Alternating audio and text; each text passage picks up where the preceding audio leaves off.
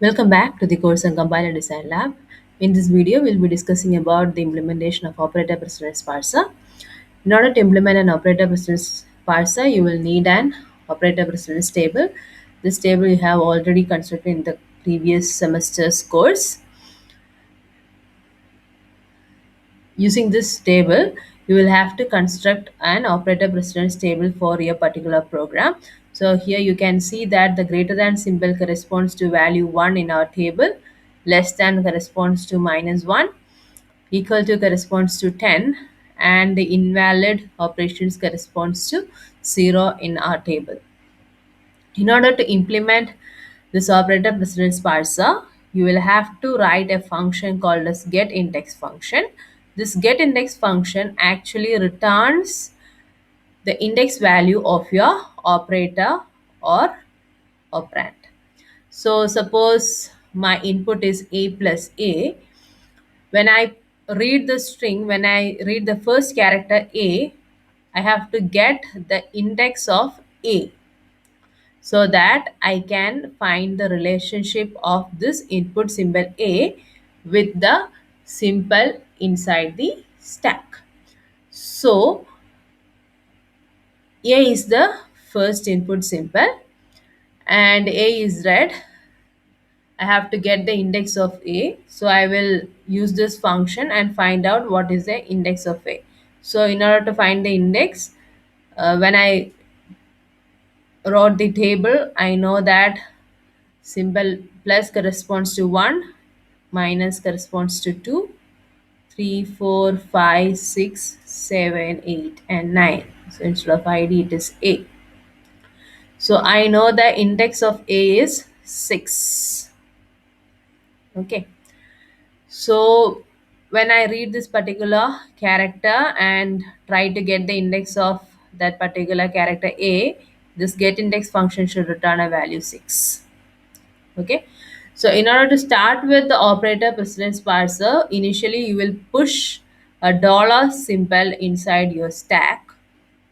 Okay, then you read the next character, which is a. You get the index of that a, which is 6. The index of dollar is what? The index of dollar is 9. Okay, so what you're going to do is you will find out the value of the relationship between the top of the stack and the next input symbol from this particular table. So top of the stack is dollar, which value is 9 as the index, and A has got an index 6. So you will go to the location table, what, 9, 6, in order to find the relationship between dollar and A. So relationship with dollar and A is less than. So if the value is less, then what you're going to do? You should push it into the stack. Okay. So you can see that this J corresponds to the index of the stack top, K corresponds to the index of next character. Okay, so this getIndex function, you should get the index of the next character as well as the index of the stack top. Okay, so if the relationship between the stack top and the next symbol is less than, then you will push that particular symbol into the stack. So that means less than means the value is -1. Okay, if the relationship between the top of the stack and the next character are equal, then also you will have to push the symbol into the stack. So if the value of table jk is either -1 or 10, that means if the relationship between stack top and the next symbol is less or equal, then you will push the symbol into the stack. Suppose the relationship between the top of the stack, which is j, and the next symbol is 1, then that means the top of the stack and the next symbol relationship is greater than.